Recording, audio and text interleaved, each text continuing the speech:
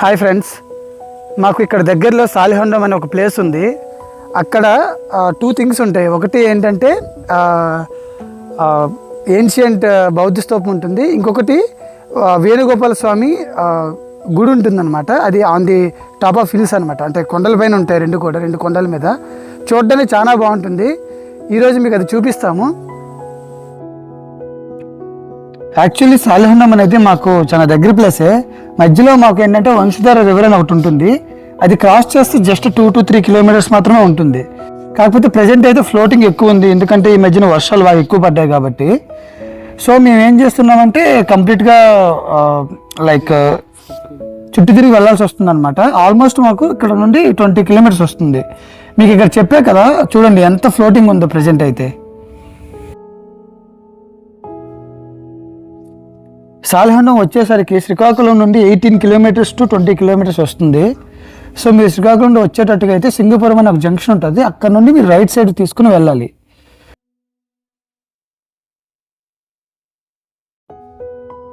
మీరు వెళ్ళే రూట్ అయితే చాలా బాగుంటుంది. చుట్టూ పచ్చని పొలాలు ఉంటాయి. ఒకవైపు పచ్చని పొలాలు ఉంటే ఇంకొక వైపు ఏంటంటే కంప్లీట్గా రివర్తో ఉంటుంది అనమాట. చూడడానికి చాలా బాగుంటుంది. క్లైమేట్ కూడా చాలా చల్లగా ఉంది. ఇట్లా చూస్తూ వెళ్తుంటే మాకు చాలా హ్యాపీగా అనిపిస్తుంది. చూడండి ఎంత బాగుందో. మధ్యలో మాకు బర్రెలు కూడా హాయ్ చెప్తూ ఉన్నాయి. మధ్యలో బర్రెలే కాదు, మధ్యలో మేకలు గొర్రెలు కూడా మాకు హాయ్ చెప్తున్నాయి. మేము కూడా హాయ్ చెప్పుకొని వెళ్తున్నాం. హాయ్ రా.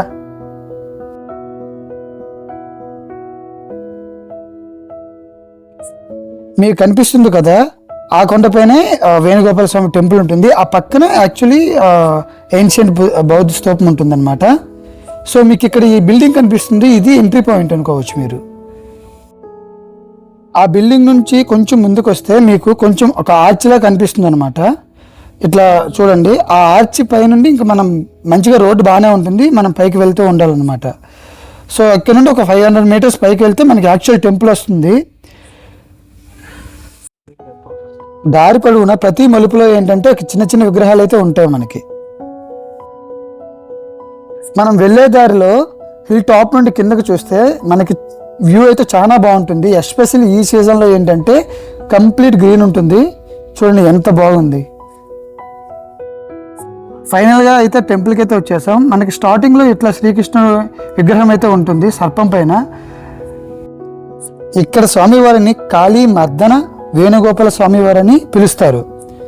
శ్రీకృష్ణ పరమాత్ముడు తన చిన్న వయసులో కాళీ అనే ఒక రాక్షస పాముతో యుద్ధం చేసి దాన్ని జయించి దాని మీద నిల్చొని వేణు ఊదుతూ ఉంటారు కదా, ఆ ఫోటోని ఇక్కడ పెట్టారు చూడండి. అందువల్ల ఇక్కడున్న స్వామివారికి ఆ పేరు వచ్చింది. పక్కన ఇట్లా చిన్న విగ్రహాలు కూడా ఉంటాయి, చాలా బాగుంటాయి. ఈ ఆలయాన్ని 5వ శతాబ్దం శాలివాహన కాలంలో నిర్మించారు. యాక్చువల్ టెంపుల్ అయితే లోపల ఉంది, లోపలికి వెళ్ళి చూపిస్తా రండి. లోపల దేవుడి విగ్రహాలతో చాలా బాగుంటుంది. ఇక్కడ మీరు చూసుకున్నట్లయితే కృష్ణుడు, అలాగే రాధాకృష్ణ, అలాగే పూరి జగన్నాథ స్వామి విగ్రహాలు కూడా ఇక్కడ ఉంటాయి.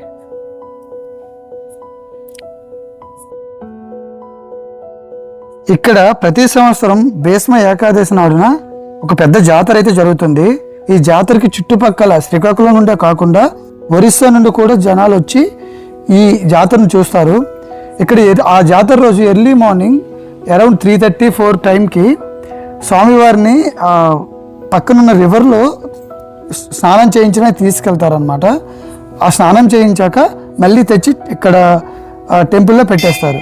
స్వామివారిని చూడండి. ప్రజెంట్ అయితే డోర్స్ క్లోజ్ చేసి ఉన్నాయి, అందువల్ల మేము కొంచెం జూమ్ చేసుకుంటూ చూపిస్తున్నాం.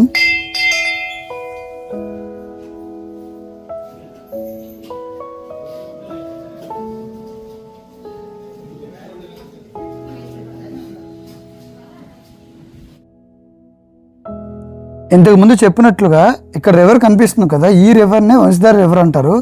ఈ రివర్లో ఆ భీష్మ ఏకాదశి రోజున స్వామివారిని చక్రతీర్థ స్నానం చేయించి మళ్ళీ తీసుకొచ్చి ఆలయంలో పెడతారు. ఆ జాతరకైతే ప్రజలు విపరీతంగా వస్తారనమాట. ఇక్కడ వ్యూ అయితే చాలా బాగుంటుంది. చూడండి ఎంత బాగుందో. యాక్చువల్లీ ఈ రివర్ని క్రాస్ చేస్తే మా ఊరైతే వచ్చేస్తుంది, జస్ట్ 2 to 3 కిలోమీటర్స్.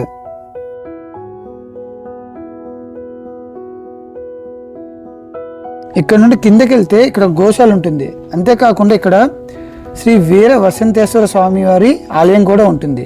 మనం ఇప్పుడు అక్కడికి వెళ్తున్నాం, మేము చూపిస్తాం చూడండి. మా వాడు చూపిస్తున్నాడు చూడండి, అదే గోశాల అండ్ ఆలయం. మనమైతే ఆలయం దగ్గరికి వచ్చాం. ఇది ప్రజెంట్ అయితే స్టిల్ అండర్ కన్స్ట్రక్షన్లో ఉంది. ఇదేనండి గోశాల. ప్రజెంట్ అయితే ఇక్కడ ఆవులు అనేవి మేతకెళ్ళాయి. కాకపోతే కొన్ని చిన్న చిన్న ఆవు దూడలు అయితే ఉన్నాయి. ఇక్కడ చూడండి, చూపిస్తున్నా.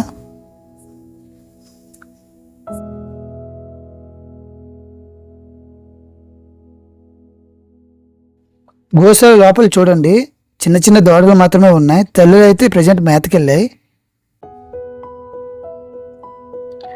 మా వాడైతే ఆల్రెడీ ఆలయం లోపలికి వెళ్ళిపోతున్నాడు. మనం కూడా వెళ్దాం పదండి.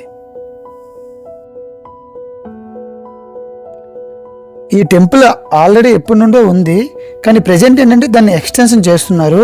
కొత్తగా పెద్దగా చేద్దామని కొత్త ఆలయాలు అయితే కడుతున్నారు. స్టార్టింగ్లో నవగ్రహ విగ్రహాలు అయితే ఉంటాయి. మనం ఒకసారి లోపలికి వెళ్ళి చూద్దాం లోపల ఎలా ఉందో. మా ఫ్రెండ్ అయితే గేట్ ఓపెన్ చేశాడు. చూడండి, నవగ్రహ విగ్రహాలు. టోటల్ ఇక్కడ 9 విగ్రహాలు ఉంటాయి.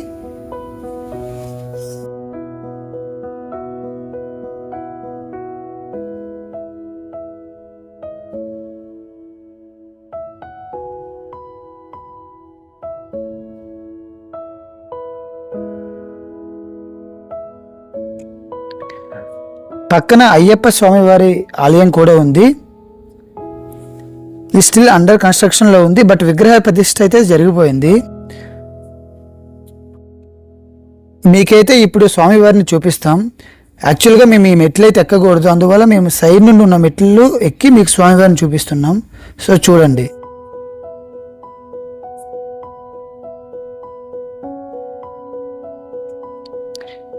ఇకపోతే ఇక్కడ శివుడినే లింగ రూపంలో వీర వసంతేశ్వర స్వామి వారిగా కొలుస్తారు చూడండి.